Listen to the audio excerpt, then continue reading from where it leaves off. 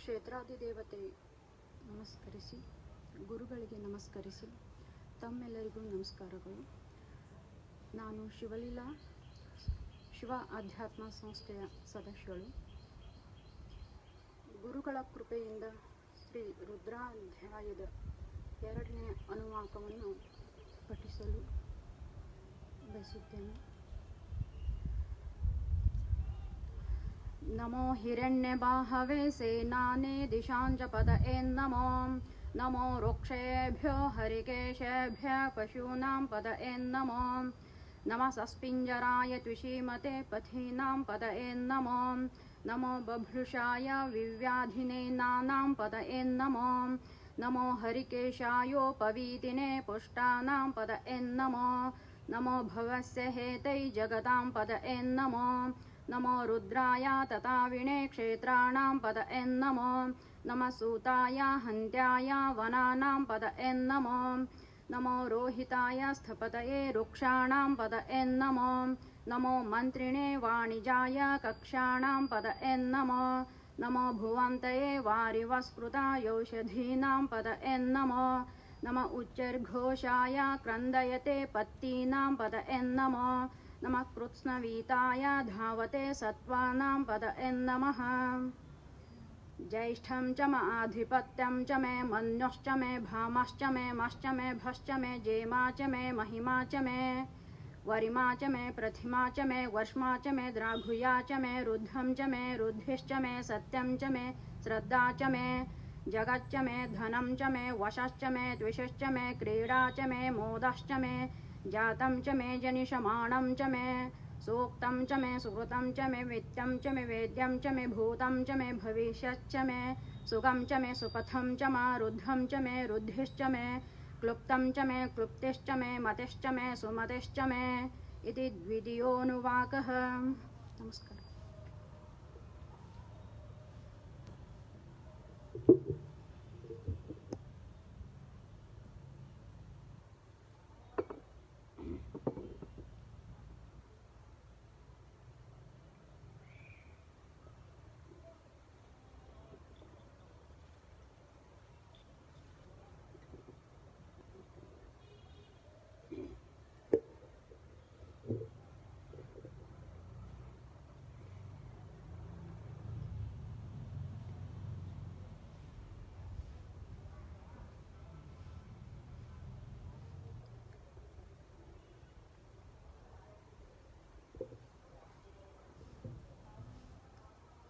M ಶೈವ ಸಮುಪಾಸತೆ ಶಿವ ಇತಿ ಬ್ರಹ್ಮೇತಿ ವೇದಾಂತಿನೋ.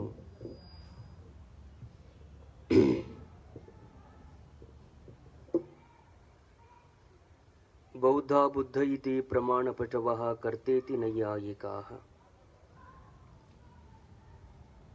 ಅರ್ಹನ್ನಿತ್ಯತ ಜೈನ ಶಾಸನರತಾ ಕರ್ಮೇತಿ ಮೀಮಾಂಸಕಾಃ.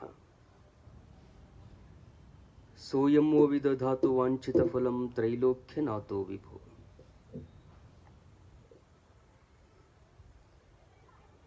ಸದಾವಕಾಲ ಸ್ಮರಣೀಯರಾದ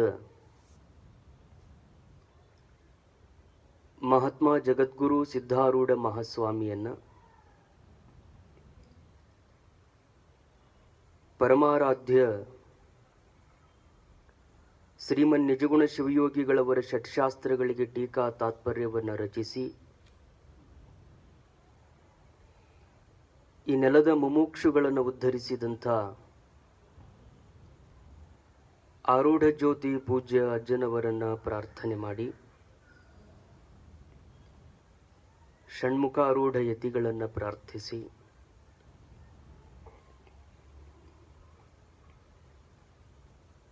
ಶ್ರಾವಣ ಮಾಸದ ನಿಮಿತ್ತವಾಗಿ ನಡೆಯಲಿರುವಂಥ ಎಲ್ಲ ಕಾರ್ಯಕ್ರಮಗಳ ಪಾವನ ಸನ್ನಿಧಾನವನ್ನು ದಯಪಾಲಿಸಿ ನಮ್ಮೆಲ್ಲರಿಗೂ ನಿರಂತರವಾಗಿ ಆಶೀರ್ವದಿಸುತ್ತಿರುವಂತಹ ಪೂಜ್ಯ ಗುರುಗಳವರ ಪವಿತ್ರ ಚರಣ ಕಮಲಗಳಲ್ಲಿ ವಂದಿಸಿ, ಸೋಮವಾರದ ವಿಶೇಷ ದಿನದಂದು ಪೂಜ್ಯ ಗುರುಗಳವರಿಂದ ಅಸ್ಖಲಿತವಾಗಿ ಕಲಿತಿರುವಂಥ ರುದ್ರದ ಪಠಣವನ್ನು ಮಾಡಿದಂಥ ಮಾತೆಯವರಲ್ಲಿ ಆಗಮಿಸಿದಂತಹ ಶರಣ ತಂದೆ ತಾಯಿಗಳೇ, ತಮ್ಮೆಲ್ಲರಲ್ಲಿ ಶರಣು ಶಿವಶರಣಾರ್ಥಿಗಳು. ಶಂಕರ ಭಗವತ್ಪಾದರ ಮೋಹ ಮುದ್ಗರವನ್ನು ಕುರಿತು ನಾವೆಲ್ಲ ಚಿಂತನವನ್ನ ಮಾಡ್ತಾ ಇದ್ದೇವೆ.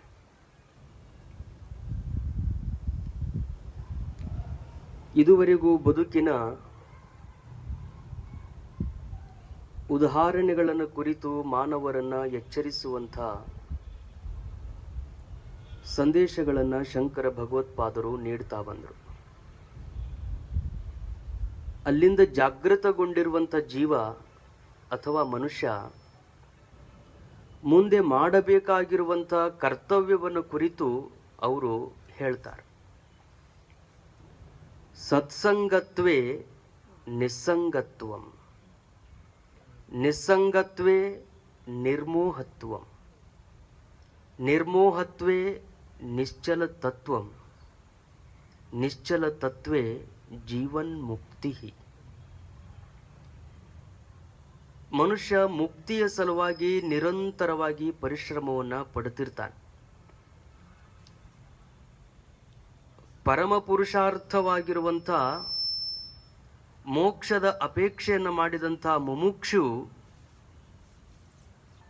ಜೀವನ್ಮುಕ್ತನಾಗಲಿಕ್ಕೆ ಯಾವ ಮಾರ್ಗವನ್ನು ಅನುಸರಿಸಬೇಕು ಅಂತ ಶಂಕರ ಭಗವತ್ಪಾದರು ಹೇಳ್ತಾರೆ. ಒಂದು ಅಣುವಿನಿಂದ ಪರಬ್ರಹ್ಮದ ಜೊತೆಗೆ ಏಕವಾಗುವಂಥ ಮಾರ್ಗವನ್ನು ತಿಳಿಸಿಕೊಡ್ತಾರೆ ಗುರುಗಳಾಗಿರುವಂಥವರು. ಅದು ಮನಸ್ಸಿಗೆ, ವಾಣಿಗೆ, ಯಾವುದಕ್ಕೂ ನಿಲುಕದೇ ಇರುವಂಥದ್ದನ್ನು ಕುರಿತು ಒಂದು ಅಣುವಿನಿಂದ ಹೇಳಿಕೊಡ್ತಾರೆ. ಯಾವಾಗ ಅಣುವನ್ನು ನಾವು ಅನುಸರಿಸಿ ಹೋಗ್ತೀವಲ್ಲ, ನಿಜದ ನಿಲುವನ್ನು ನಾವು ಅರ್ಥ ಮಾಡಿಕೊಳ್ಳಲಿಕ್ಕೆ ಸಾಧ್ಯ ಅದ. ಪೇಳುತ್ತಂ ಮತ್ತೊಂದಣುವಿಂದ ಕೇಳುಪದೇಶಿಸಬೇಕದರಿಂದ, ಸತ್ಯಂ ಜ್ಞಾನ ಸುಖಾತ್ಮಕನೆಂದು ನಿತ್ಯಂ ಪರಿಪೂರ್ಣಂ ತಾನೆಂದು. ನೀನು ಬೇರೆ ಯಾರೂ ಅಲ್ಲ, ನಿತ್ಯ, ಸತ್ಯ, ಆನಂದ, ಪರಿಪೂರ್ಣನಾಗಿರುವಂಥವನು. ಅದು ನಿನ್ನ ನಿಜ ಸ್ವರೂಪ. ಅದನ್ನು ತಿಳಿಸಿಕೊಡುವುದಕ್ಕೆ ಒಂದು ಅಣು ಬೇಕು. ಅಣು ಅಂದ್ರೆ ಉಪಾಯ, ಅಣು. ಯಾವ ಮಾರ್ಗದಿಂದ ಹೋದ್ರೆ ನಾನು ನನ್ನ ಸ್ವರೂಪ ಜ್ಞಾನವನ್ನು ಮಾಡಿಕೊಳ್ಳಲಿಕ್ಕೆ ಸಾಧ್ಯ ಇದೆ ಅಂತ ಪ್ರಶ್ನೆ ಮಾಡಿದರೆ ಅದಕ್ಕೆ ಶಂಕರ ಭಗವತ್ಪಾದರು ಹೇಳ್ತಾರೆ ಸತ್ಸಂಗ.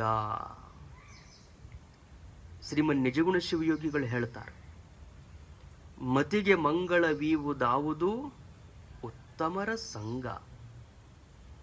ಅಲ್ಲೇ ಅದು ಬೀಜಾಂಕುರವಾಗೋದು. ಉತ್ತಮರ ಮಾತುಗಳನ್ನು ಯಾವಾಗ ನಾವು ಕೇಳ್ತಿರ್ತೀವಿ ಆವಾಗ ನಮ್ಮೊಳಗೆ ಒಂದು ರೀತಿಯ ಜಾಗೃತಿ ಉಂಟಾಗ್ತದೆ.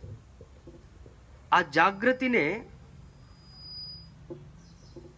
ನಮ್ಮೊಳಗ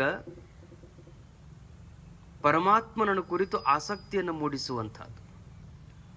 ಆ ಜಾಗೃತಿಯೇ ನಮ್ಮೊಳಗ ಪರಬ್ರಹ್ಮನನ್ನು ಕುರಿತು ಜ್ಞಾನವನ್ನು ಮಾಡಿಕೊಡುವಂಥದ್ದು.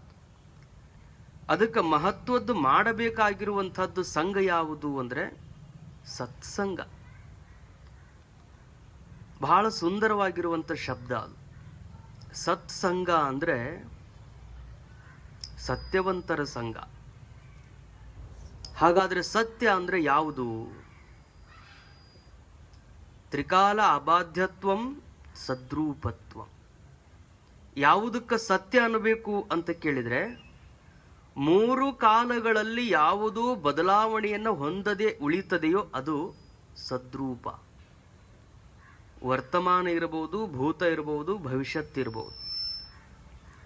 ಕಾಲಗಳಲ್ಲಿ ಯಾವುದೂ ಬಾಧಿತವಾಗುವುದಿಲ್ಲವೋ, ಕಾಲಗಳಿಗೆ ಯಾವುದೂ ಸಿಲುಕಿಕೊಂಡಿಲ್ಲವೋ ಅದಕ್ಕೆ ಸತ್ಯ ಅಂತ ಹೇಳ್ತಾರೆ. ಅದು ಯಾವಾಗ್ಲೂ ಇರ್ತದೆ. ಪ್ರಾಗಭಾವ, ಪ್ರಧ್ವಂಸಾಭಾವ, ಅನ್ಯೋನ್ಯಾಭಾವ, ಇವು ಎಲ್ಲವೂ ಒಂದಲ್ಲ ಒಂದು ರೀತಿಯಿಂದ ಧ್ವಂಸಕ್ಕೆ ಒಳಗಾಗುವಂಥವುಗಳು.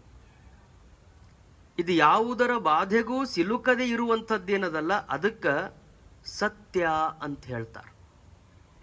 ಎಲ್ಲ ಕಾಲಗಳಲ್ಲೂ ಇರ್ತದೆ, ಎಲ್ಲ ದೇಶಗಳಲ್ಲೂ ಇರ್ತದೆ, ಎಲ್ಲ ಸಮಯದಲ್ಲೂ ಇರ್ತದೆ. ಎಲ್ಲ ಕಾಲಕ್ಕೂ ಇರುವಂಥದ್ದು ಯಾವುದದೆ ಅದಕ್ಕೆ ಸತ್ತು ಅಂತ ಹೇಳಬೇಕು. ಎಲ್ಲ ಕಾಲಕ್ಕೆ ಇರುವಂಥದ್ದು ಅಂದ್ರೆ ಪರಬ್ರಹ್ಮ ಒಂದೇ.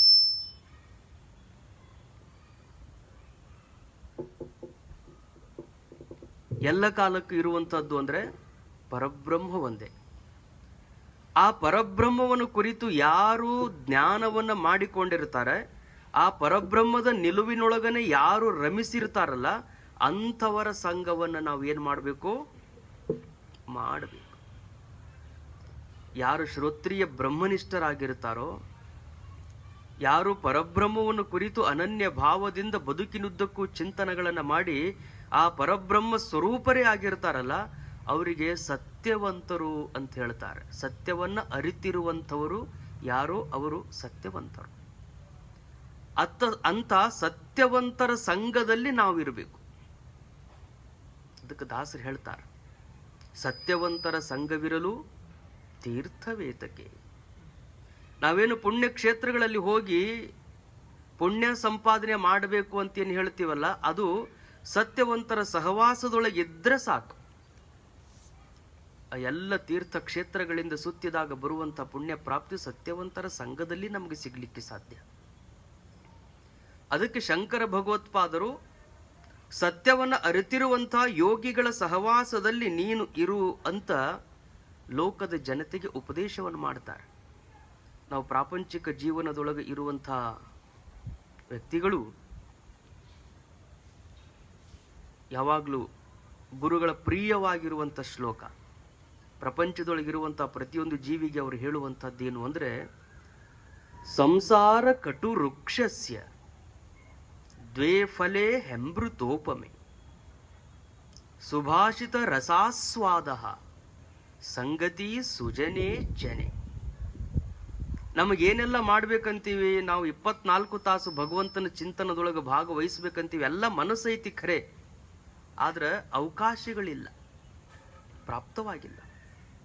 ಪ್ರಾಪಂಚಿಕ ಜೀವನದೊಳಗೆ ನಾವು ಸಿಲುಕಿಕೊಂಡಿವಿ ಅಂದ ಬಳಿಕ ಅದನ್ನೂ ಪೂರ್ಣ ಮಾಡಬೇಕಾದಂಥ ಕರ್ತವ್ಯ ಮತ್ತು ಜವಾಬ್ದಾರಿಗಳು ತುಂಬಿಕೊಂಡಿರುವುದರಿಂದ ಯಾವಾಗಲೂ ಅದೇ ಚಿಂತನೆಯೊಳಗೆ ಇರಲಿಕ್ಕೆ ನನಗೆ ಸಾಧ್ಯ ಇಲ್ಲ ಅಂದಾಗ, ಈ ಕಟುವಾಗಿರುವಂಥ ವೃಕ್ಷದಲ್ಲಿ ಸಂಸಾರ ಅನ್ನುವಂಥ ಕಹಿಯಾದ ಮರದೊಳಗ ಪರಮಾತ್ಮ 2 ಹಣ್ಣುಗಳನ್ನು ಇಟ್ಟಾನಂತ.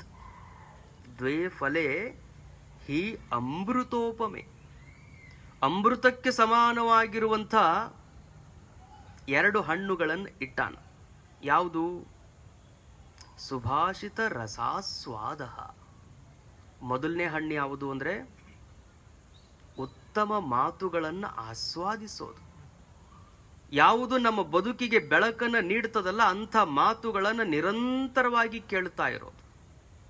ಆ ಮಾತುಗಳಲ್ಲಿ ಆನಂದವನ್ನ, ಅದರ ರಸಾಸ್ವಾದವನ್ನು ಮಾಡ್ತಾ ಇರಬೇಕು.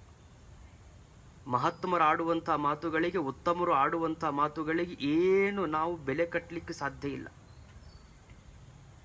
ದಾಸಿಮಾರ್ಯರು ಹೇಳ್ತಾರೆ, ಕರಿಯ ನಿತ್ತಡೆ ವಲ್ಲೆ ಸಿರಿಯ ನಿತ್ತಡೆ ವಲ್ಲೆ, ಹಿರಿದಪ್ಪ ರಾಜ್ಯವನ್ನಿತ್ತಡೆಯೂ ವಲ್ಲೆ, ನಿಮ್ಮ ಶರಣರ ಸುಳ್ನುಡಿಯ ಒಂದರಗಳಿಗೆ ಇತ್ತರೆ ನಿಮ್ಮ ನಿತ್ಯ ಕಾಣ ರಾಮನಾಥ. ನಿನ್ನ ಬಿಟ್ಟು ಬಿಡ್ತೀನಿ ಅಂತಾರ ಅವ್ರು. ಯಾವುದಕ್ಕೆ? ಉತ್ತಮರ 4 ಮಾತುಗಳನ್ನು ಪರಮಾತ್ಮ ಪ್ರತ್ಯಕ್ಷ ಆಗಿ ಅಂದಂತ, ಇಷ್ಟೆಲ್ಲ ನೀನು ಅರ್ಚನೆ, ಪೂಜೆ, ಜಪ, ತಪಗಳನ್ನು ಮಾಡಿ ನನಗಾಗಿ ನೀನು ಇಷ್ಟೆಲ್ಲ ಪರಿಶ್ರಮವನ್ನು ಪಟ್ಟಿಯಲ್ಲಪ್ಪ, ನಿನಗೇನು ವರ ಬೇಕು ಕೇಳು ಅಂತ ದಾಸಿಮಾರ್ಯರನ್ನು ಕೇಳಿದಾಗ ಅವರಂತಾರ, ಏನು ಬೇಡ, ವರಗಳನ್ನು ಬೇಡುವುದಕ್ಕಾಗಿ ನಾನೆಂದೂ ಪೂಜೆ ಮಾಡಿಲ್ಲ. ನನ್ನ ಪೂಜೆ ಆತ್ಮ ಸಾಕ್ಷಾತ್ಕಾರಕ್ಕಾಗಿ, ನನ್ನ ಸ್ವರೂಪ ಜ್ಞಾನ ಮಾಡಿಕೊಳ್ಳುವುದಕ್ಕಾಗಿ ನಾನು ಅಂಗೈಯೊಳಗನ ಲಿಂಗದ ಸಂಘವನ್ನು ಮಾಡಿದ್ದೇನೆ ಹೊರತು ನಿನ್ನ ಸಾಕ್ಷಾತ್ಕಾರ ಮಾಡಿಕೊಂಡು ನಿನ್ನಿಂದ ಏನಾದರೂ ಪಡಿಬೇಕು ಅಂತಿಲ್ಲ. ನನಗೆ ಯಾವ ವರಗಳ ಅಪೇಕ್ಷೆ ಇಲ್ಲ. ಮತ್ತು ಬಂದೀನಿ ಅಂದ ಬಳಿಕ ಏನಾದರೂ ಕೊಟ್ಟು ಹೋಗ್ಲೇಬೇಕು ನಾನು. ಅದಕ್ಕೆ ಏನು ಬೇಡ್ತಿದ್ದಿ? ಬೇಡು. ಪರಮಾತ್ಮ ಬೇಡು ಅಂತಾನ, ಅವರು ವಲ್ಯ ಅಂತಾರ. ನಾವು ಬೇಕು ಅಂತೀವಿ, ಅವ ಕೊಡಕ್ಕೆ ತಯಾರಿಲ್ಲ. ಯಾರು ಸತ್ಯವಂತ ಸದ್ಭಕ್ತರಿರ್ತಾರಲ್ಲ ಅವ್ರ ಕೈ ಹಿಡಿದು ಪರಮಾತ್ಮನೇ ಬೆನ್ ಹತ್ತಿ ಏನು ಬೇಕು ಬೇಡು ಅಂತ ಅವ್ರನ್ನ ಬೆನ್ ಹತ್ತಿದಾಗ ಅವರು ಏನು ಬೇಡ ಅಂತಾರೆ, ಯಾರು ಒಲ್ಲೆ ಅಂತಾರಲ್ಲ ಅವರಿಗೆಲ್ಲ ಬರ್ತದೆ. ಯಾರು ಬೇಕು ಅಂತಾರಲ್ಲ ಅವರಿಗೆ ಏನೂ ಬರಂಗಿಲ್ಲ. ಬೇಕಂದವರಿಂದ ಭಗವಂತ ಬಾಳ ದೂರ ಹೊಕ್ಕಾನಂತ, ಸಾಕ್ ಅಂದವ್ರ ಹತ್ರಕ್ಕೆ ಯಾವಾಗ್ಲೂ ಇರ್ತಾನ, ಸಮೀಪಕ್ಕೆ ಇರ್ತಾನಂತ. ದಾಸಿಮಾರ್ಯರು ಒಲ್ಲೆ ಅನ್ನಕತ್ತಾರ, ಪರಮಾತ್ಮ ಕೊಡ್ತೀನಿ ಅಂತ ನಿಂತ್ಕೊಂಡಾನ. ಅವಾಗ ಮತ್ತೆ ಇಷ್ಟೆಲ್ಲ ಬೇಡ್ತಾನ ಅಂದ ಬಳಿಕ, ಸ್ವಲ್ಪ ಸೌಂಡ್ ಕಡಿಮೆ ಮಾಡ್ರಿ, ಇಷ್ಟೆಲ್ಲ ಪರಮಾತ್ಮ ನನ್ನ ಬಗ್ಗೆ ಕೇಳಾಕತ್ತಾನ ಅಂದ ಬಳಿಕ ಪರಮಾತ್ಮನೇ ಮುಂದುವರೆದು ಒಂದು ಮಾತಂದಂತ, ನಿನಗ ಕರಿಗಳನ್ನ ಕೊಡ್ತೀನಿ ಅಂದಂತ. ಕರಿ ಅಂದ್ರೆ ಆನೆ, ಆನೆಗಳನ್ನ ಕೊಡ್ತೀನಿ ಅಂದ. ಅವಾಗ ಅವ್ರಂದ್ರು, ಹೌದು ನೀ ಎಲ್ಲ ಆನೆ ಕೊಡ್ತಿದ್ದಿ ಖರೆ, ಇದ್ದು ಒಂದು ಹೊಟ್ಟೆ ತುಂಬಿಸ್ಕೊಳ್ಳೋದ ರಗಡಾಗಿ ಹೋಗ್ಯದ, ಬಹಳ ದೊಡ್ಡದಿಲ್ಲ ನನ್ನ ಹೊಟ್ಟಿ, ಆ ಕಡೆಗೊಂದು ಗೇಣದ ಈ ಕಡೆಗೊಂದು ಗೇಣದ, ಉದ್ದ ಅಗಲಕ್ಕ 2 ಗೇಣಿರೋ ಹೊಟ್ಟಿ ತುಂಬಿಕೊಳ್ಳೋ ಸಲುವಾಗಿ ಎಷ್ಟೆಲ್ಲ ಪರಿತಾಪವನ್ನು ಪಡಾಕತ್ತೀನಿ. ಒಡಲುಗೊಂಡವ ಹೊಸಿವ, ಈ ಹಸಿವೆಂಬ ಹೆಬ್ಬಾವು ಬಸಿರ ಬಂದು ಹಿಡಿದಡೆ ವಿಷವೇರಿತ್ತಯ್ಯ ಆಪಾದ ಮಸ್ತಕಕ್ಕೆ, ಹಸಿವೆಗೆ ಅನ್ನವ ನಿಕ್ಕಿ ವಿಷವ ನಿಳುಹ ಬಲ್ಲಡೆ ವಸುದೆಯೊಳಗ ಆತನೇ ಗಾರುಡಿಗ ಕಾಣ ರಾಮನಾಥ. ಇದು ಏನು ಒಡಲನ್ನ ಕೊಟ್ಟು ಅದ್ರೊಳಗೆ ಹಸಿವೆನ್ನು ಇಟ್ಟು ಕಳಿಸಿಯಲ್ಲ, ಇದು ಒಂದು ಸಣ್ಣ ಹೊಟ್ಟಿ ತುಂಬಿಕೊಳ್ಳೋದ್ರೊಳಗಾನೆ ಎಷ್ಟು ಸುಳ್ಳು ಹೇಳ್ತೀನಿ, ಎಷ್ಟು ಕಪಟ ಮಾಡ್ತೀನಿ, ಎಷ್ಟು ಮೋಸದ ಕೆಲಸಗಳನ್ನು ಮಾಡಿ ಇಷ್ಟು ಸಣ್ಣ ಹೊಟ್ಟಿ ತುಂಬಿಕೊಂತೀನಿ. ಇನ್ನು ಮತ್ತೆ ನೀ ಆನಿ ಕೊಟ್ಟೆ ಅಂದ್ರೆ ಅದ್ರ ಹೊಟ್ಟೆ ತುಂಬಿಸೋದ್ ಸಲುವಾಗಿ ನಾ ಎಷ್ಟು ಸುಳ್ಳು ಹೇಳ್ಬೇಕು? ಆಗಂಗಿಲ್ಲ, ಬೇಡ ನನಗ ಅಂದ. ಪರಮಾತ್ಮ ಅಂದ, ಬರೀ ಆನಿ ಅಷ್ಟ ಕೊಟ್ಟು ಕೈ ಬಿಡಂಗಿಲ್ಲಪ್ಪ, ಸಿರಿಯನ್ನ ಕೊಡ್ತೀನಿ ಅದ್ರ ಜೊತೆಗೆ. ಆನಿ ಜೋಪಾನ ಮಾಡಕ್ ಏನೇನು ನಿನಗೆ ಬೇಕಲ್ಲ ಆ ಎಲ್ಲ ಸಂಪತ್ತನ್ನು ನಿನಗೆ ಕೊಡ್ತೀನಿ. ಅವಾಗ ದಾಸಿಮಾರ್ಯರಂತಾರ, ಅದು ನನಗೆ ಬೇಡ, ನೀ ಎಷ್ಟು ಸಂಪತ್ತನ್ನು ಕೊಟ್ಟರೂ ನನಗೆ ಬೇಡ, ಹಿರಿದಪ್ಪ ರಾಜ್ಯವ ನಿತ್ತಡೆಯು ಒಲ್ಲೆ. ಆನಿ ಕೊಟ್ಟರು ಬೇಡ, ಆನಿ ಜೊತೆಗೆ ಸಂಪತ್ತು ಕೊಟ್ಟರು ಬೇಡ, ಅಂಥ ಸಂಪತ್ತಿನ ಮಾಲಕನಾಗುವಂತ ಸಾಮ್ರಾಜ್ಯದ ಅಧಿಪತಿಯನ್ನಾಗಿ ಮಾಡ್ತೀನಿ ಅಂದ್ರೂ ಒಲ್ಲೆ. ಮತ್ತೆ ಏನು ಬೇಕು ನೀನ ಬೇಡ ಕಡೆಗೆ. ಅವಾಗ ಅವರಂತಾರ, ನೀನು ಕೊಡಬೇಕು ಅಂತ ಬಂದಿ ಅಂದ ಬಳಿಕ ನಿಮ್ಮ ಶರಣರ ಸುಳ್ನುಡಿಯ, ನಿಮ್ಮ ಶರಣರ ಉತ್ತಮ ಮಾತುಗಳು, ಪರಬ್ರಹ್ಮದ ದರ್ಶನ ಮಾಡಿಕೊಂಡಿರುವಂತ ಯೋಗಿಗಳು ಏನದಾರಲ್ಲ ಅಂಥ ಯೋಗಿಗಳ 4 ಮಾತುಗಳನ್ನು ಕೇಳುವಂತ ಸೌಭಾಗ್ಯ ಕೊಟ್ಟು ಬಿಡು ಸಾಕು. ಆ ಮಾತಿಗಿಂತಲೂ ನನಗಿನ್ನಾವುದೂ ಬೇಕಾಗಿಲ್ಲ.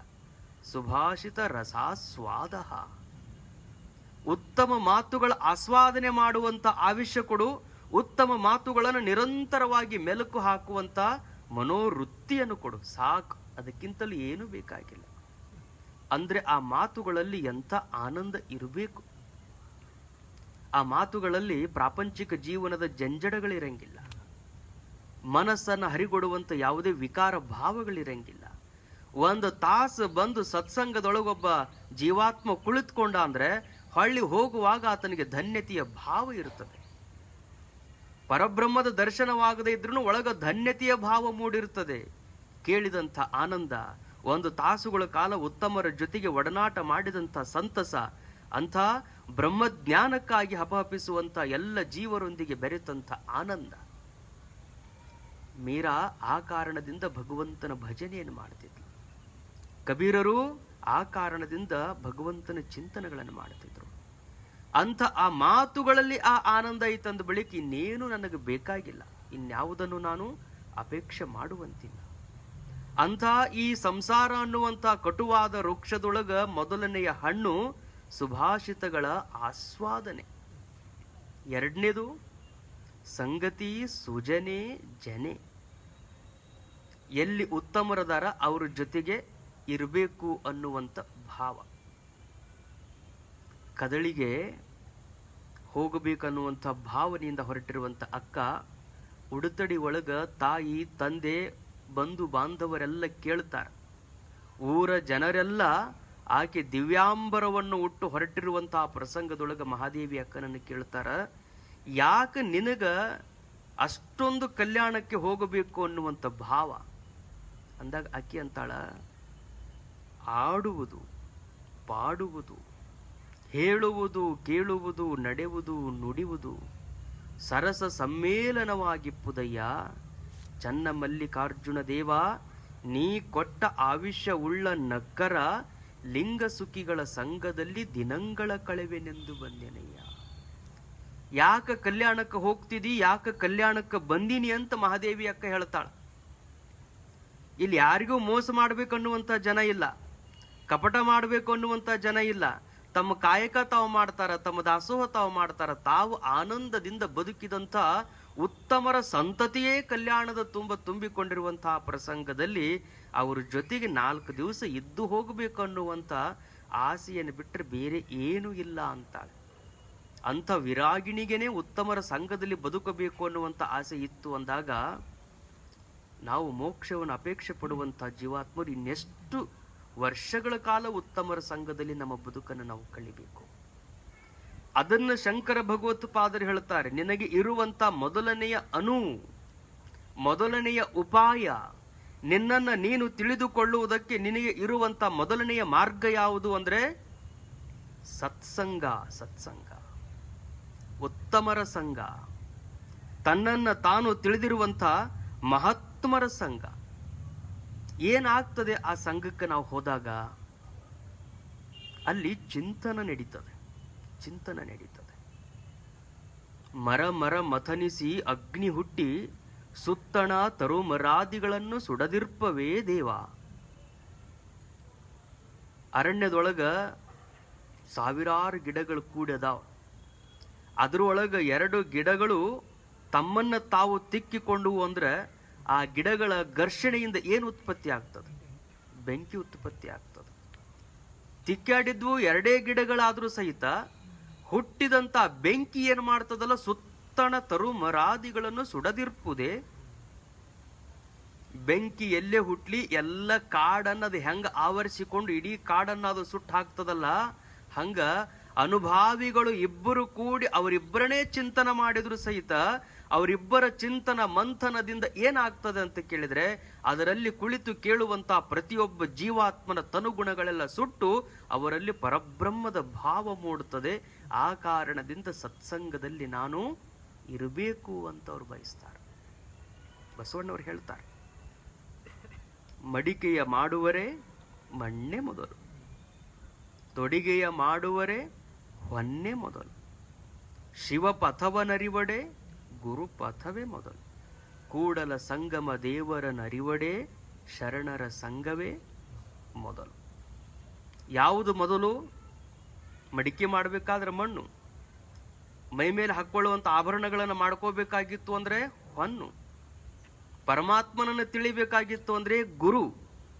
ಹಾಗೆ ಕೂಡಲ ಸಂಗಮ ದೇವರನ್ನು ಅರ್ಥ ಮಾಡಿಕೊಳ್ಳಬೇಕಾಗಿತ್ತು ಅಂದ್ರೆ ಶರಣರ ಸಂಘ ಮೊದಲು. ಯಾರು ಅವನನ್ನ ಕುರಿತು ಚಿಂತನೆ ಮಾಡ್ಕೊಂತ ಇರ್ತಾರಲ್ಲ, ಅಂಥವ್ರ ಸಂಪರ್ಕದೊಳಗೆ ನಾವು ಬರಬೇಕು ಅಂತ ಎಲ್ಲ ಮಹಾತ್ಮರು ಹೇಳ್ತಾರೆ. ಮೊದಲನೆಯ ಮಾರ್ಗವೇ ಸತ್ಸಂಗ. ಯಾಕಂದ್ರೆ ಮೊದಲು ಬೀಜ ಅದ್ರೊಳಗೆ ನಾವು ಹಾಕಬೇಕಲ್ಲ. ಭೂಮಿಯೇನೋ ಫಲವತ್ತದ, ಭೂಮಿಯನ್ನು ನಾವು ಮುನ್ನವೇ ಭಕ್ತಿ ಕ್ರಿಯೆಗಳಿಂದ ಭಕ್ತಿ ಮಾಡೀವಿ, ಅನೇಕ ಉತ್ತಮ ಕರ್ಮಗಳನ್ನು ಆಚರಣೆ ಮಾಡೀವಿ. ಬಂದು ಸತ್ಸಂಗದೊಳಗೆ ನಾವು ಕೂತ್ಕೊಂಡಾಗ ಪರಬ್ರಹ್ಮದ ಬೀಜವನ್ನು ಬಿತ್ತುವಂತ ಮೊದಲನೆಯ ಸ್ಥಳನೇ ಸತ್ಸಂಗ. ಇಲ್ಲಿ ಬಂದ್ರನೇ ಪರಮಾತ್ಮನ ಕುರಿತು ಚಿಂತನೆಗಳನ್ನು ಕೇಳೋದಕ್ಕೆ ಸಾಧ್ಯ ಆಗ್ತದೆ. ಅಂತಹ ಪರಮಾತ್ಮನ ಬೀಜವನ್ನ ನಮ್ಮ ಹೃದಯದೊಳಗೆ ಬಿತ್ತಿಕೊಳ್ಳೋದಕ್ಕೆ ಸಾಧ್ಯ ಆಗ್ತದೆ. ಅಂತಹ ಸಂಘಗಳಿಗೆ ನಾವು ಪ್ರವೇಶ ಮಾಡಬೇಕು. ಪರಮಾತ್ಮನ ಸಂಘ ಮಾಡಿದಂಥವರಿಂದ ಎಂಥ ಲೌಕಿಕದಲ್ಲಿ ನಾವು ಬಹಳಷ್ಟು ಲಾಭಗಳನ್ನು ಪಡೆಯುವುದಕ್ಕೆ ಇಂಥ ಸಂಘಗಳನ್ನು ಮಾಡ್ತೀವಿ. ಒಬ್ಬ ಬಹಳ ಬಡವ ಇದ್ದಂತ, ಬಡವನಾಗಿರುವಂಥ ವ್ಯಕ್ತಿ ಇವ್ರನ್ನ ಬೇಡುವುದಕ್ಕಿಂತಲೂ ಒಬ್ಬ ಮಹಾರಾಜನ ಕಡೆಗೆ ಬೇಡಿ ನನ್ನ ಬಡತನವನ್ನೆಲ್ಲ ನೀಗಿಸಿಕೊಂಡು ಬಿಡಬೇಕು ಅಂತ ಮಹಾರಾಜನ ಕಡೆಗೆ ಹೋಗಿ ನನಗೇನಾದ್ರೂ ಕೊಡ್ರಿ ಅಂತ ಬೇಡಿದಂತ. ಮಹಾರಾಜ ಅಂದ, ಈಗೇನು ಕೊಡಂಗಿಲ್ಲ ನಿನಗ, ನಾಳೆ ಊರೊಳಗೆ ನನ್ನ ಮೆರವಣಿಗೆ ಇರ್ತದೆ, ಊರಾಗ ನನ್ನ ಮೆರವಣಿಗೆ ಇರ್ತದೆ. ಆ ಮೆರವಣಿಗೆ ಸಮಯಕ್ಕೆ ನೀನು ದೂರದಲ್ಲಿ ನಿಂತ್ಕೋ, ನಾನು ನಿನ್ನ ಕರಿತೀನಿ, ಅವಾಗ ಬರುವಂತೆ. ಆಯ್ತು ಬಡವ ವಿಚಾರ ಮಾಡಿದ, ಮಹಾರಾಜರು ಹೇಳ್ಯಾರ ಅಂದ ಬಳಿಕ ಹಂಗ ಮಾಡೋಣ. ಮಾರನೇ ದಿವಸ ಮಹಾರಾಜನದು ಊರೊಳಗೆ ಮೆರವಣಿಗೆ ಇತ್ತು, ಹಬ್ಬದ ನಿಮಿತ್ತವಾಗಿ ಭವ್ಯವಾದ ಮೆರವಣಿಗೆ. ಸುತ್ತಮುತ್ತಲಿರುವಂತ ಎಲ್ಲ ಸಾಮಂತರೆಲ್ಲರೂ ಕಪ್ಪು ಕಾಣಿಕೆಗಳು ಹಿಡ್ಕೊಂಡು ಮಹಾರಾಜನಿಗೆ ಅರ್ಪಿಸಬೇಕು ಅಂತ ಆ ಮೆರವಣಿಗೆಯೊಳಗೆ ಭಾಗಿಗಳಾಗಿದ್ರು. ಎಲ್ಲರೂ ತಮ್ಮ ತಮ್ಮ ಸಾಮ್ರಾಜ್ಯದಿಂದ ತಂದಿರುವಂತ ಬಂಗಾರದ ನಾಣ್ಯಗಳನ್ನೆಲ್ಲ ಮಹಾರಾಜರಿಗೆ ಕೊಡ್ತಿದ್ರು. ಆ ಪ್ರಸಂಗದೊಳಗ ಈ ಬಡವ ಏನಿದ್ದಲ್ಲ ದೂರದೊಳಗೆ ನಿಂತಿದ್ದ, ಮಹಾರಾಜರನ್ನೇ ತದೇಕ ಚಿತ್ತದಿಂದ ನೋಡ್ಕೋತ ನಿಂತಿದ್ದ. ಮಹಾರಾಜರ ದೃಷ್ಟಿನೂ ಅವನ ಮೇಲೆ ಬಿತ್ತು. ಬಿದ್ದ ತಕ್ಷಣನೇ ಮ್ಯಾಲ ಕೂತ್ಕೊಂಡಿದ್ದ, ಆನಿ ಮೇಲೆ ಕೂತಿದ್ದ ಮಹಾರಾಜ. ಆನಿ ಮೇಲೆ ಕುಂತಂತ ಮಹಾರಾಜ ದೂರದಿಂದ ಕೈ ಮಾಡಿ ಕರೆದ. ಅವ ಹತ್ರಕ್ಕೆ ಬಂದ. ಹತ್ರಕ್ಕೆ ಬಂದ ತಕ್ಷಣನೇ ಅಲ್ಲಿದ್ದಂತ ಅನೇಕರಿಗೆ ಹೇಳಿದ, ರಾಜಭಟರು ಏನಿದ್ರು ಅವ್ರಿಗೆ ಹೇಳಿ ಅವನ ಆನಿ ಮೇಲೆ ಹತ್ತಿಸ್ಕೊಂಡ. ಆನಿ ಮೇಲೆ ಹತ್ತಿಸ್ಕೊಂಡು ಸುಮ್ಮನೆ ಒಂದು 2 ನಿಮಿಷ ಮುಂದೆ ಕುಂದಿರ್ಸ್ಕೊಂಡು ಎಷ್ಟೊತ್ತಿಗೆ ಬಂದಿ, ಏನ್ ಬಂದಿ ಇಷ್ಟ ಮಾತಾಡಿ ನೀ ಕೆಳಗಿಳಿದು ಹೋಗಂದ. ಅವ ಅಂದ, ನಾನು ಬಡತನ ಹೊಕ್ಕೈತೆ ಅಂತ ಅಷ್ಟು ದೂರದಿಂದ ಬಂದು ನಿಮ್ಮನ್ನು ಬೇಡ್ಕೊಂಡು ನೀವು ಬರೀ ಆನಿ ಮೇಲೆ ಕುಂದಿರಿಸಿ ಮಜಾ ತೋರಿಸಿ ಹಳ್ಳಿ ಇಳಿಸಿದ್ರಿ ಏನಾಗೋದೈತಿ ಅಂದ ಅವ ಬಡವ. ಏನಿಲ್ಲ, ನೀನು ಇಳಿದು ಹೋಗು, ನಿನಗೇನೇನು ಅಪೇಕ್ಷೆ ಅದಾವೆಲ್ಲ ಈಡೇರ್ತಾವ ಅಂದ ಮಹಾರಾಜ. ಅವನಿಗೆ ಆಶ್ಚರ್ಯ, ಹೆಂಗೆ ಈಡೇರ್ತಾವ ಇವು? ಆನಿ ಮ್ಯಾಲ ಕುಂತು ಇಳಿದ್ರೆ ಹೆಂಗೆ ಈಡೇರ್ತಾವ ಅಂತ ಅವಂಗೆ ತಿಳಿಲಿಲ್ಲ. ಏನೋ ಮೆರವಣಿಗೆ ಮುಗಿತು, ಮೆರವಣಿಗೆ ಮಹಾರಾಜನ ಅರಮನೆಯನ್ನು ಮುಟ್ಟಿತು. ಅಷ್ಟರೊಳಗನೆ ಈ ಬಡವನ ಮನೆಗೆ ಎಲ್ಲರೂ ಅವ್ನು ಹುಡುಕಾಡ್ಕೋತ ಬಂದರು. ಎಷ್ಟು ಮಂದಿ ಅವನಿಗೆ ರೊಕ್ಕ ತಂದು ಕೊಡೋರು, ಎಷ್ಟು ಮಂದಿ ನಾಣ್ಯಗಳನ್ನು ತಂದು ಕೊಡೋರು, ಎಷ್ಟು ಮಂದಿ ಮಾಲೆ ಹಾಕೋರು, ಎಷ್ಟು ಮಂದಿ ಶಾಲ ಹಾಕೋರು. ಯಾಕಿದೆಯಲ್ಲ ಅಂತ ಅವ ಕೇಳಕತ್ತಾನ. ಇಲ್ರಿ, ಸುಮ್ಮ ಹಂಗ ಬಂದಿದ್ವಿರೇ, ಮತ್ತು ಮಹಾರಾಜರ ಜೊತೆಗೆ ತಾವು ಇದ್ದದ್ದು ನೋಡಿದ್ವಿ, ಸುಮ್ಮ ತಮ್ಮ ಜೊತೆಗೆ ಅಷ್ಟು ಮಾತಾಡಿ ಹೋದ್ರಾತು ಅಂತ ಬಂದಿವಿ ಅನ್ನೋರು. ರೊಕ್ಕನೂ ಕೊಡೋರು, ಮಾಲಿನೂ ಹಾಕೋರು, ಸತ್ಕಾರ ಮಾಡೋರು.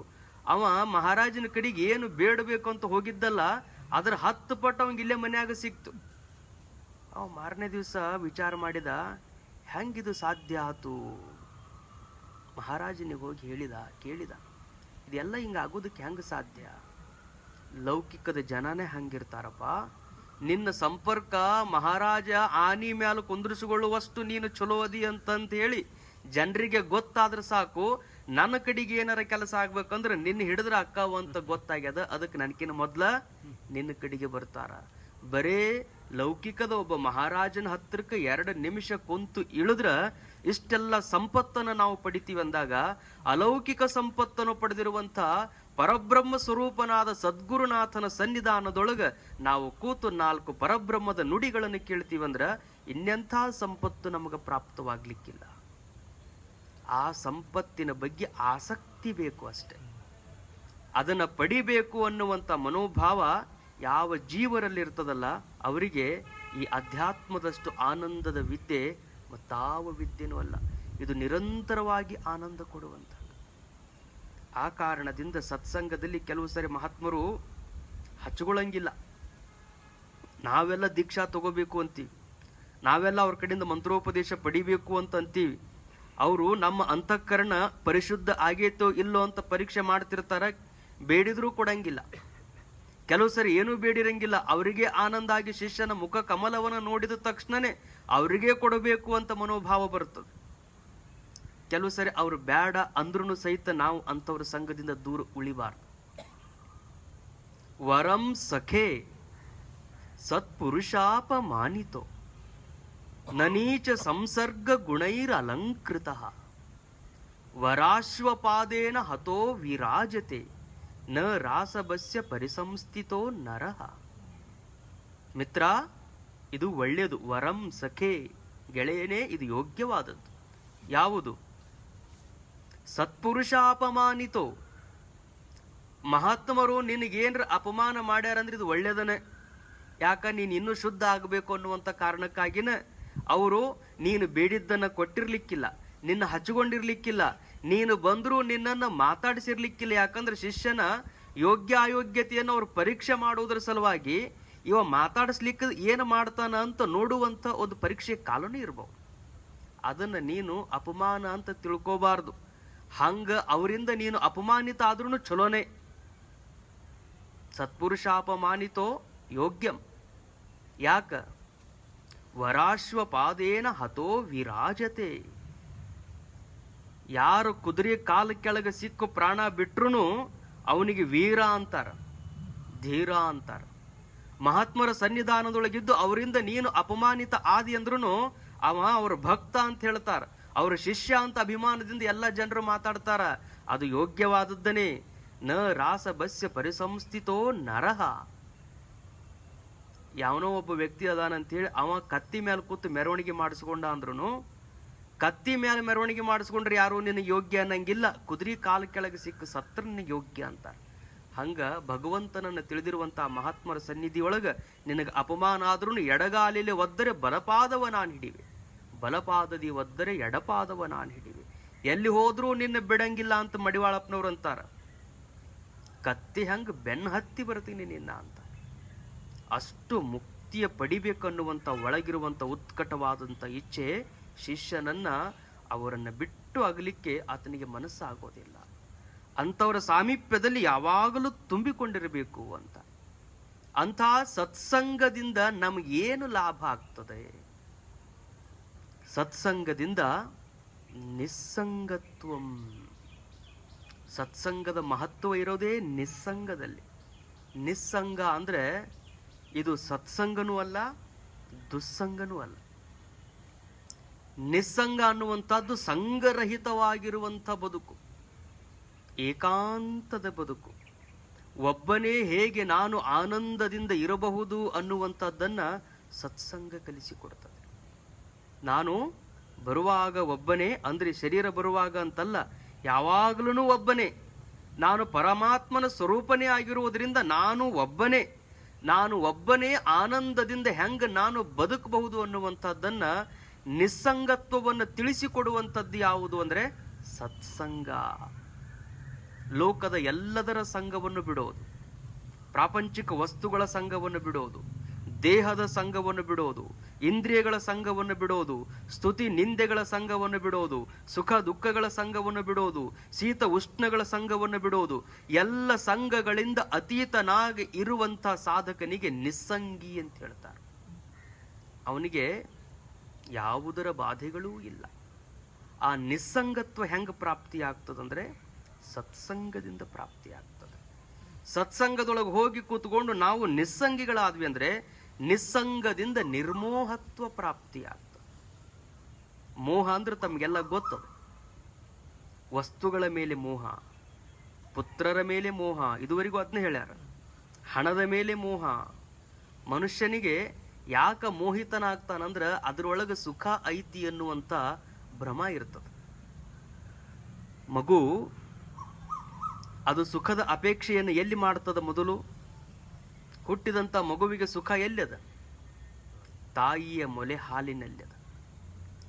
ಅದಕ್ಕೆ ಏನು ರೊಕ್ಕ ಕೊಟ್ಟರು ಕೈಯಾಗಿ ಹಿಡ್ಕೊಳಂಗಿಲ್ಲ. ಭವ್ಯ ಅರಮನೆ ಐತಿ ಅಂದ್ರು ಅದಕ್ಕೆ ಪ್ರಜ್ಞೆ ಇಲ್ಲ. ಸಾವಿರಾರು ಎಕರೆ ಹೊಲ ಐತೆ ಅವ್ರ ಅಪ್ಪಂದಂದ್ರು ಏನೇನು ಗೊತ್ತಿಲ್ಲ. ಅದಕ್ಕೆ ಬೇಕಾಗಿರೋ ಸುಖದ ತಾಣ ಯಾವುದು? ತಾಯಿಯ ಮೊಲೆ ಹಾಲು ಒಂದೇ ಮಗುವಿಗೆ ಸುಖ. ಅದ್ರೊಳಗೆ ಸುಖ ಐತಿ ಅಂತ ಮೊದಲು ಅದು ಗುರುತಿಸ್ಕೊಳ್ತದೆ. ಸ್ವಲ್ಪ ಬೆಳೆದಂಗೆಲ್ಲ ಆ ಸುಖದ ಜಾಗ ಬದಲಾಗ್ತದೆ. ಮಗು ಬೆಳೀತು ಅಂದ್ರೆ ಗೊಂಬೆಗಳಲ್ಲಿ ಸುಖ ಕಾಣಕತ್ತದ. ತಾಯಿ ಎದುರಿಗಿದ್ರೂ ಅಳ್ತದ. ತಾಯಿ ಹಾಲು ಕುಡ್ಸಕ್ ಹೋದ್ರೂ ಅಳಕತ್ತದ. ಯಾವಾಗ ಗೊಂಬೆ ಕೊಡ್ತಾಳ ಸುಮ್ಮನೆ ಕೊಂಡಿರ್ತದ. ಅಂದ್ರೆ ತಾಯಿಯೊಳಗ ಅದುವರೆಗೂ ಹುಡುಕಿದಂತ ಸುಖದ ತಾಣ ಬದಲಾತು. ಗೊಂಬೆಗಳಲ್ಲಿ ಮಗು ಸುಖವನ್ನು ಕಾಣಕತ್ತ. ಮುಂದೆ ಸ್ವಲ್ಪ ಬೆಳೀತು ಅಂದ್ರೆ ವಿದ್ಯೆಯಲ್ಲಿ ಸುಖ ಕಾಣಕತ್ತ. ಏನಾದ್ರೂ ಮಾಡಿ ನನ್ನ ಬದುಕಿನೊಳಗೆ 4 ಅಕ್ಷರವನ್ನು ನಾನು ಕಲಿಬೇಕು ಅಂತ ವಿದ್ಯೆಯೊಳಗೆ ಸುಖ ಐತಿ ಅನ್ನುವಂತ ವಿದ್ಯೆಯೊಳಗೆ ಸುಖ ಹುಡುಕಾಡ್ಕೊಂತ ಹೋಗ್ತಾನ. ಅದರಲ್ಲಿ ಸ್ವಲ್ಪ ಯಶಸ್ವಿ ಆದಂದ್ರೆ ಮುಂದೆ ವಿದ್ಯೆಯಿಂದ ಹಣದಲ್ಲಿ ಸುಖವನ್ನು ಹುಡುಕಾಡಕತ್ತಾನ. ಸುಖ ಹಂಗ ಬದಲಾಕೊಂತ ಹೊಂಟದ. ಹಣದೊಳಗ ಸುಖ ಐತಿ ಅಂತ ಹಣ ಸಂಪಾದನೆ ಮಾಡಿದಂಥವಂತಾನ ಮುಂದ ಹೆಂಡತಿ ಒಳಗ ಸುಖವನ್ನು ಕಾಣಕತ್ತಾನ. ಹೆಂಡತಿಯಿಂದ ಸುಖದ ತಾಣ ಎಲ್ಲಿಗೆ ಬದಲಾಗ್ತದಂದ್ರೆ ಮಕ್ಕಳಲ್ಲಿ ಸುಖ ಕಾಣಕತ್ತಾನ. ಮಕ್ಕಳು ಅಂದ್ರೆ ಅಷ್ಟು ಸಂತೋಷ, ಅಷ್ಟು ಸುಖ ಪಡ್ತಿರ್ತಾನ. ಎಲ್ಲಾರನ್ನು ಕೇಳ್ರಿ, ಯಾರನ್ನ ಕೇಳಿದ್ರು ಯಾರ ಸಲುವಾಗಿ ನೀವು ಇಷ್ಟೆಲ್ಲ ಮಾಡ್ತೀರಿ ಅಂತ ಕೇಳಿದ್ರೆ ಮಕ್ಕಳ ಸಲುವಾಗಿ ಮಾಡ್ತೀವ್ರಿ ಅಂತ. ಮಕ್ಕಳನ್ನ ಬಿಟ್ರೆ ಬೇರೊಂದು ಸುಖ ಇಲ್ಲ ಅಂತ ಭಾವಿಸ್ಕೊಂಡಿರ್ತಾನ. ಅವ ಆಫೀಸ್ನೊಳಗೆ ಕೆಲಸ ಮಾಡಕತ್ತಿದ್ದಂತ ಅಲ್ಲಿಗೆ ಒಂದು ಫೋನ್ ಬಂತು. ಏನು ಫೋನ್ ಬಂತು ಅಂದ್ರೆ ಮನೆಗೆ ಬೆಂಕಿ ಬಿದ್ದದ ಅಂತ ಫೋನ್ನೊಳಗೆ ಹೇಳಿದ್ರು. ಫೋನ್ನೊಳಗೆ ಹೇಳಿದ ತಕ್ಷಣ ಎಲ್ಲ ಕೆಲಸವನ್ನು ಬಿಟ್ಟ. ಯಾಕಂದ್ರೆ ಮನ್ಯಾಗ ಮುದ್ದಾದ ಮಗು ಇತ್ತು. ಆ ಮಗುವಿನ ಕಡೆಗೆ ಆತನ ಲಕ್ಷ್ಯ ಹೋಗ್ಬಿಡಿತು. ಹಂಗ ಲಕ್ಷ್ಯ ಹೋದಾಗ ಅಲ್ಲೇ ಫೋನನ್ನು ಬಿಟ್ಟವನ ಮನಿ ಕಡೆಗೆ ಓಡಿ ಹೊಂಟ. ಅವಾಗ ಅವ ಬಹಳ ದಿವಸದಿಂದ ವಿಚಾರ ಮಾಡಿದ್ದ, ನನ್ನ ಆಫೀಸಿನೊಳಗ ನನ್ನ ಹೈಯರ್ ಮ್ಯಾನೇಜರ್ ಏನದಾನ, ಅವನು ಒಂದಲ್ಲ ಒಂದು ಸರಿ ನಾನು ಭೇಟಿ ಆಗ್ಬೇಕು ಅಂತ ಎಷ್ಟೋ ವರ್ಷಗಳಿಂದ ಕಾಯ್ಕೋತ ಕೂತ್ಕೊಂಡಿದ್ದ. ಅವ ಒಂದೋ ದಿವಸ ಅಲ್ಲಿಗೆ ಬಂದಿರ್ಲಿಲ್ಲ. ಅವ ಎದುರಿಗೆ ಬರಾಕತ್ತಾನ. ಇಲ್ಲಿ ಫೋನ್ನೊಳಗೆ ಏನಾಗ್ಯದ, ಬೆಂಕಿ ಬಿದ್ದದ, ಮಗು ಮನೆ ಒಳಗೈತಿ ಅನ್ನುವಂಥ ಜ್ಞಾನ ಒಳಗದ. ಅದ್ರ ಕಡೆಗೆ ಸಂಪೂರ್ಣ ಸುಖದ ಕಡೆಗೆ ಲಕ್ಷ್ಯ ಇದ್ದಾಗ ಯಾರನ್ನ 10-20 ವರ್ಷಗಳಿಂದ ಭೇಟಿ ಆಗ್ಬೇಕು ಅಂತಿದ್ದ ಅವ್ರು ಎದುರಿಗೆ ಬಂದ್ರು ಸಹಿತ ಕಣ್ಣಿಗೆ ಕಾಣ್ಲಾರ್ದಂಗೆ ಮುಂದಕ್ಕೆ ಹೋಗ್ತಾನ. ಅಷ್ಟೊತ್ತಿಗೆ ಒಬ್ಬ ಪೋಸ್ಟ್ ಮಾನ್ ಬಂದಂತ ಎದುರಿಗೆ. ಅವ ಹೇಳಕತ್ತಾನ, ನಿಮಗ 50 ಲಕ್ಷ ರೂಪಾಯಿ ಲಾಟ್ರಿ ಹತ್ಯದ, ಲಾಟ್ರಿ ಟಿಕೆಟ್ದ್ದು, ಅದನ್ನ ತಗೋರಿ ಅಂತ ಅವ ಬಂದಾನ. ಅದ್ರ ಕಡೆಗೂ ಲಕ್ಷ್ಯ ಇಲ್ಲ. ಅವನು ಅಲ್ಲೇ ಬಿಟ್ಟ, ಆಫೀಸರ್ನು ಅಲ್ಲೇ ಬಿಟ್ಟ, ಮನೆಗೆ ಓಡಿ ಬರ್ತಾನ. ಮನೆಗೆ ಓಡಿ ಬಂದ ನೋಡ್ತಾನ, ಅಷ್ಟೊತ್ತಿಗಾಗ್ಲಿ ಮನೆ ತಾನು ಉರಿಯಾಕತ್ತದ. ಮನೆಯಾಗಿದ್ದವ್ರು ಎಲ್ಲರೂ ಬಂದಾರ ಹೊರಗ, ಆದ್ರೆ ಮನೆಯಾಗಿದ್ದ ಕೂಸು ಯಾರು ಕರ್ಕೊಂಡು ಬಂದಿಲ್ಲ. ಯಾಕ? 4-6 ಜನ ಮನೆಯಾಗದಾರ. ಅಕ್ಕಿ ತಗೊಂತಾಳಂತ ಈಕಿ ಓಡಿ ಬಂದಾಳ, ಅವ ತಗೊಂತಾನಂತ ಮತ್ತೊಬ್ಬ ಓಡಿ ಬಂದಾನ. ಎಲ್ಲರೂ ಇನ್ನೊಬ್ರು ತಗೊಂತಾರಂತೇಳಿ ಅವ್ರ ಮೇಲೆ ನೆಪ ಹಾಕಿ ತಮ್ಮಷ್ಟಕ್ಕೆ ತಾವು ಹೊರಗೆ ಓಡಿ ಬಂದಾರ ಹೊರತು ಕೂಸು ತಗೊಂಡು ಹೊರಗೆ ಓಡಿ ಹೋಗ್ಬೇಕು ಅಂತ ಯಾರಿಗೂ ವಿಚಾರ ಬಂದಿಲ್ಲ. ಮನೆಗೆ ಬೆಂಕಿ ಬಿದ್ದ ತಕ್ಷಣನೇ ಮನುಷ್ಯನಿಗೆ ಬರುವ ಮೊದಲನೇ ಯೋಚನೆ ಅಂದ್ರೇನೆ ನಾನು ಹೆಂಗೆ ಬದುಕಬೇಕು ಅಂತ ವಿಚಾರ ಮಾಡ. ಹಂಗ ವಿಚಾರ ಮಾಡ್ತಾನ. ಮನೆಗೆ ಬೆಂಕಿ ಎತ್ತದ, ಮಗ ಎಲ್ಲಿ ಅಂತ ಇವ ಬಂದು ಕೇಳ್ತಾನ. ಅವ ತಂದಾನಂತ, ನಾ ತಿಳ್ಕೊಂಡಿದ್ದಿ, ನಾ ತಂದೇನಂತ ಅವ ತಿಳ್ಕೊಂಡಾನ. ಹಿಂಗಾಗಿ ಯಾರೂ ತಂದಿಲ್ಲ, ಮನೆಗೆ ಈ ನಮನಿ ಬೆಂಕಿ ಎತ್ತದ ಅಂದ ಬಳಿಕ ಮಗುವಿಗೆ ಅನಾಹುತ ಆಗ್ಯದ ಅಂತ ಎಲ್ಲರೂ ಹೇಳುವಾಗ ಸುತ್ತಲೂ ನಿಂತವ್ರಿಗೆಲ್ಲ ಹೇಳ್ತಾನ, ನಂದು ಎಷ್ಟು ಆಸ್ತಿ ಅದ ಎಲ್ಲ ಕೊಡ್ತೀನಿ, ನಂದು ಏನು ಹಣ ಐತಿ ಎಲ್ಲ ಕೊಡ್ತೀನಿ, ಯಾರ ನನ್ನ ಮಗನ ಉಳಿಸಿಕೊಡ್ರಿ ಅಂತ ಬೇಡ್ಕೊಂತಾನ. ಇಷ್ಟು ದಿವಸ ಎದುರೊಳಗ ಆಸ್ತಿಯೊಳಗ ಸುಖ ಕಂಡಿದ್ದೋ, ಹಣದೊಳಗ ಸುಖವನ್ನು ಕಂಡಿದ್ದೋ, ಆ ಎಲ್ಲ ಸುಖವನ್ನ ತ್ಯಾಗ ಮಾಡಿ ಮಗ ಮಾತ್ರ ಬದುಕಬೇಕು ಅಂತಾನ. ಅದ್ರೊಳಗ ಸುಖವನ್ನು ಹುಡುಕಾಡಕತ್ತಾನ. ಅದು ಕೈಗೆ ಸಿಗ್ಲಿಲ್ಲ ಅಂದಾಗ ವಿಚಾರ ಮಾಡ್ತಾನ, ಆಯ್ತು ಹೋಗಿತ್ತು ಹೋಯ್ತು. ತಾನು ಒಳಗೆ ಹೋಗಿ ಆ ಮಗುವಿನ ರಕ್ಷಣೆ ಮಾಡೋದಕ್ಕೆ ಸಿದ್ಧ ಇಲ್ಲ. ಯಾಕ? ತಾನು ಬದುಕ್ಬೇಕಂತ. ಪರಮ ಪ್ರೀತಿ ಯಾರ ಮ್ಯಾಲದ? ತನ್ನ ಮ್ಯಾಲದ. ತನ್ನ ಮ್ಯಾಲಂದ್ರೆ ಅದ್ರ ಮೇಲೆ, ಈ ಶರೀರದ ಮೇಲೆ ತನಗೆ ಪ್ರೀತಿ ಅದ. ಒಂದು ಕಾಲಕ್ಕೆ ಈ ಶರೀರನು ಹೊಕ್ಕೈತೆ ಅಂದ್ರೂ ಅವ ಶರೀರ ಹೋದ್ರೂ ಚಿಂತಿಲ್ಲ, ನನ್ನ ಇಂದ್ರಿಯಗಳಾದ್ರೂ ಪ್ರಬಲವಾಗಿ ಇರ್ಲಿ ಅಂತಾನ. ಶರೀರಕ್ಕಿಂತಲೂ ಪ್ರೀತಿ ಇಂದ್ರಿಯಗಳ ಮ್ಯಾಲದ, ಕಣ್ಣಿನ ಮ್ಯಾಲದ, ಕಿವಿ ಮ್ಯಾಲದ, ಅವೆಲ್ಲ ಚಲೋ ಇರಬೇಕು ಅಂತಾನ. ಇಂದ್ರಿಯಗಳು ಜರ್ಜರಿತವಾಗಿ ಹೋದ್ರೂ ಚಿಂತೆ ಇಲ್ಲ, ಅದಕ್ಕಿಂತಲೂ ಪರಮ ಪ್ರೀತಿ ಅದ್ರ ಮ್ಯಾಲದನ. ಬುದ್ಧಿ ಕೆಡಬಾರ್ದು. ಕಣ್ಣು ಮಸಕ್ಕಿದ್ರು ನಡೀತದ, ಕಿವಿ ಕೇಳಲಿಕ್ಕರು ನಡೀತದ, ಹುಚ್ಚಾದ್ರಿ ಏನ್ ಮಾಡೋದ್ರಿ? ಹುಚ್ಚರಾಗಬಾರ್ದು ಅಂತಾನ. ಬುದ್ಧಿ ಚಲೋ ಇರಬೇಕು ಅಂತಾನ. ಬುದ್ಧಿ ಚಲೋ ಇರ್ಲಿಕ್ಕೂ ನಡೀತೈತಂತಾನೆ. ಯಾವಾಗ ತಲಿ ಕೆಟ್ಟವ್ರೆಲ್ಲರೂ ಬದುಕ್ತಾರ ಭೂಮಿ ಮ್ಯಾಲ, ಅವರೆಲ್ಲರೂ ಆರಾಮದಾರ ಅಂದಾಗ ಹೆಂಗರ ಮಾಡಿ ನಾನಿರ್ಬೇಕು. ಬುದ್ಧಿಗಿಂತಲೂ ಆತನಿಗೆ ಪರಮ ಸುಖ ಎದ್ರೊಳಗದ? ಪ್ರಾಣದೊಳಗದ. ಆ ಪ್ರಾಣನು ಅದ್ರೊಳಗ ಸುಖವನ್ನು ಅರಸುವಂತ ಜೀವಕ್ಕೆ ಒಮ್ಮೆ ಅನಿಸ್ತದ. ನಿರಂತರವಾಗಿ ರೋಗಗಳಿಂದ ಬಳಲ್ತಾ ಇದ್ದ ಅಂದ್ರ ಈ ಪ್ರಾಣ ಇದ್ರನೇ ಇಷ್ಟೆಲ್ಲ ದುಃಖಗಳಲ್ಲ, ಈ ಪ್ರಾಣಕ್ಕಿಂತಲೂ ನಾನು ಆರಾಮ್ ನನಗೆ ಎದುರಾಗೈತಿ ಅಂತ ಉಪಯೋಗ ಮಾಡಿದಾಗ, ವಿಚಾರ ಮಾಡಿದಾಗ ಅವನಿಗೆ ಅನಿಸ್ತದೆ ಆತ್ಮದಲ್ಲಿ ಆ ಪರಮ ಸುಖ ಅದ. ಈ ಪ್ರಾಣ ಹೋಯ್ತು ಅಂದ್ರೆ ನಾನು ಆರಾಮಿರ್ತೀನಿ ಅನ್ನುವಂಥ ನಿರ್ಧಾರಕ್ಕೆ ಬರ್ತಾನ. ಅಂದ್ರೆ ಮನುಷ್ಯನಿಗೆ ಸುಖ ಅನ್ನುವಂಥದ್ದು ವಸ್ತುಗಳಲ್ಲಿಲ್ಲ, ಪುತ್ರ ಮಿತ್ರರಲ್ಲಿಲ್ಲ, ಯಾರಲ್ಲೂ ಸುಖ ಇಲ್ಲ. ಸುಖ ಇರೋದು ತನ್ನಲ್ಲಿನೇ. ತನ್ನೊಳಗಿರುವಂತ ಸುಖನೇ ನಿರ್ಮೋಹತ್ವ. ಯಾವಾಗ ನಿಸ್ಸಂಗಿ ಆಗ್ತಾನಲ್ಲ, ಈ ಲೋಕದ ಎಲ್ಲ ವಸ್ತುಗಳನ್ನ ಆತ ಮೋಹಿಸುವುದನ್ನ ಬಿಟ್ಟ ಅಂದ್ರೆ ಆತನಿಗೆ ನಿರ್ಮೋಹತ್ವ ಪ್ರಾಪ್ತಿಯಾಗ್ತದೆ. ಆ ನಿರ್ಮೋಹತ್ವದಿಂದ ಏನಾಗ್ತದಂದ್ರೆ ನಿಶ್ಚಲ ತತ್ವ. ನಿಶ್ಚಲ ತತ್ವ ಅಂದ್ರೇನೆ ಪರಮಾತ್ಮ, ಪರಮಾತ್ಮನ ಪ್ರಾಪ್ತಿ. ಚಲಿಸದೇ ಇರುವಂಥದ್ದು. ಅದಕ್ಕೆ ಆಗಮ ಅಪಾಯಿನ ಅನ್ನುವಂಥದ್ದಿಲ್ಲ. ಅದು ಹೊಕ್ಕೈತಿ ಬರ್ತೈತಿ ಅನ್ನುವಂಥದ್ದಿಲ್ಲ. ಇಲ್ಲೈತಿ ಇನ್ನೊಂದು ಕಡೆಗೆ ಇಲ್ಲ ಅನ್ನುವಂಥದ್ದಿಲ್ಲ. ಎಲ್ಲ ಕಡೆಗೂ ಅಚಲವಾಗಿ ತುಂಬಿಕೊಂಡಿರುವಂಥ ಪರಬ್ರಹ್ಮ ಏನದಲ್ಲ, ಆ ಪರಬ್ರಹ್ಮದ ಪ್ರಾಪ್ತಿ ನಿರ್ಮೋಹತ್ವದಿಂದ ಸಾಧ್ಯ ಆಗ್ತದೆ. ಯಾವಾಗ ನಿಶ್ಚಲ ತತ್ವವನ್ನು ನಾವು ಅರ್ಥ ಮಾಡಿಕೊಳ್ತೀವಲ್ಲ, ಅಂತಹ ನಿಶ್ಚಲ ತತ್ವವನ್ನು ತಿಳಿದಂಥವನೇ ಜೀವನ್ಮುಕ್ತ. ಅವನಿಗೇನಂತಾರ? ಜೀವನ್ಮುಕ್ತ ಅಂತಾರ. ಅವನಿಗೆ ನಿರಾವರಣ ಪರಿಪೂರ್ಣ ಆನಂದ ಸಹಿತ ವೃತ್ತಿತ್ವಂ ಜೀವನ್ಮುಕ್ತಿತ್ವಂ. ಜೀವನ್ಮುಕ್ತಿ ಅಂದ್ರೆ ಆವರಣನೇ ಇಲ್ಲ. ಆತನ ಆನಂದಕ್ಕೆ ಸೀಮೆ ಅನ್ನುವಂಥದ್ದನೇ ಇಲ್ಲ. ಆತನ ಆನಂದ ಸೀಮಾತೀತವಾಗಿರುವಂಥ ಆನಂದ, ಅನಂತವಾಗಿರುವಂಥ ಆನಂದ. ಆ ಆನಂದಕ್ಕೆ ದಂಡಿ ಅನ್ನುವಂಥದ್ದನ್ನೆಲ್ಲ ಪರಿಪೂರ್ಣವಾಗಿರುವಂಥ ಆನಂದದ ಮನೋವೃತ್ತಿ ಯಾವಾತನಲ್ಲಿ ತುಂಬಿಕೊಂಡಿರ್ತದಲ್ಲ ಆತನಿಗೆ ಜೀವನ್ಮುಕ್ತ ಅಂತಾರೆ. ಆ ಒಂದು ಸ್ಥಿತಿಯನ್ನು ಪಡೆಯೋದೇನದಲ್ಲ ಜೀವನ್ಮುಕ್ತಿಯ ಸ್ಥಿತಿ. ಅದು ದೇಹ ಹೋದ ಬಳಿಕ ಬರುವಂಥದ್ದಲ್ಲ, ಇದು ಇರುವಾಗಲೇ, ಈ ಜೀವ ಬದುಕಿರುವಾಗಲೇ ಅಂತ ನಿರ್ವಾಣವನ್ನು ಜೀವನ್ಮುಕ್ತಿಯ ಸ್ಥಿತಿಯನ್ನು ನಾವು ಅನುಭವಿಸುವುದಕ್ಕೆ ಸಾಧ್ಯ ಅದ. ಅದನ್ನು ನಮ್ಮ ಅನೇಕ ಮಹಾತ್ಮರು ನಿತ್ಯ ತಮ್ಮ ಬದುಕಿನೊಳಗೆ ಆನಂದದಿಂದ ಅನುಭವಿಸ್ತಿರ್ತಾರೆ. ಆದರೆ ಲೋಕದ ಕಣ್ಣಿಗೆ ವ್ಯವಹಾರದಲ್ಲಿ ಇದ್ದಂತೆ ತೋರ್ತಾರೆ, ಆದರೆ ಅವರು ಮನಸ್ಸಿನೊಳಗ ಜೀವನ್ಮುಕ್ತರಾಗಿ ಆನಂದದ ಕ್ಷಣಗಳನ್ನೇ ಪ್ರತಿ ಕ್ಷಣವೂ ಅವರು ಕಳಿತಿರ್ತಾರೆ. ಅಂತ ಜೀವನ್ಮುಕ್ತಿಗೆ ನಮ್ಮಲ್ಲಿರುವಂಥ ಮೊದಲನೆಯ ಮಾರ್ಗ ಯಾವುದು ಅಂದರೆ ಸತ್ಸಂಗ.